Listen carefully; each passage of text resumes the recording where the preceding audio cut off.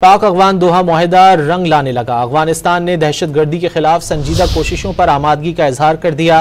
افغان وزیر دفاع نے دہشت گردی کو تناؤ کا بنیادی سبب تسلیم کیا۔ اب پاک افغان مسائل کے حل کے لیے مؤثر طریقہ کار واضح کیا جائے گا۔ وزیر دفاع خواجہ آصف نے خبردار کیا کہ دہشت گردی پر قابو نہ پایا تو خطے کے امن کو سنگین خطرات لاحق ہو سکتے ہیں۔ معاہدے کو آئندہ ہفتے استنبول میں حتمی شکل دی جائے گی۔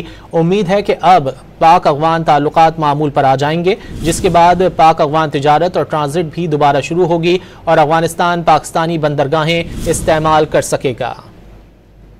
دوحہ مذاکرات کے بعد جنگ بندی معاہدے کے مثبت ثمرات نظر آنے لگے۔ افغان عبوری حکومت نے تسلیم کر لیا کہ دہشت گردی نے پاکستان اور افغانستان دونوں کو شدید متاثر کیا ہے۔ دونوں ملکوں نے دہشت گردی کے مستقل خاتمے پر اتفاق کر لیا۔ وزیر دفاع خواجہ آصف نے الجزیرہ کو انٹرویو میں زور دیا کہ دہشت گردوں کی سرکوبی کے لیے دونوں ممالک کو مشترکہ اقدامات کرنا ہوں گے۔ Both the countries, Afghanistan and Pakistan, should make serious efforts to bring the terrorists under control and eliminate terrorism from this region. سعودی عرب، قطر اور ترکی کی جانب سے پاکستان اور افغانستان کے درمیان جنگ بندی کا خیر مقدم کیا گیا ہے۔ سعودی عرب نے کہا ہے کہ دونوں برادر ممالک کے درمیان امن اور سلامتی کے خواہاں ہیں، چاہتے ہیں دونوں ممالک تنازعات کو بہتر انداز سے حل کریں۔ قطری وزارت خارجہ نے کہا کہ جنگ بندی دونوں ممالک کے درمیان سرحدی کشیدگی کا خاتمہ کرے گی اور خطے میں پائیدار امن کے قیام کی مضبوط بنیاد فراہم کرے گی۔ دوسری جانب ترک وزارت خارجہ کا کہنا ہے کہ دونوں ملکوں کے درمیان امن اور استحکام کے لیے ہر ممکن تعاون جاری رہے گا۔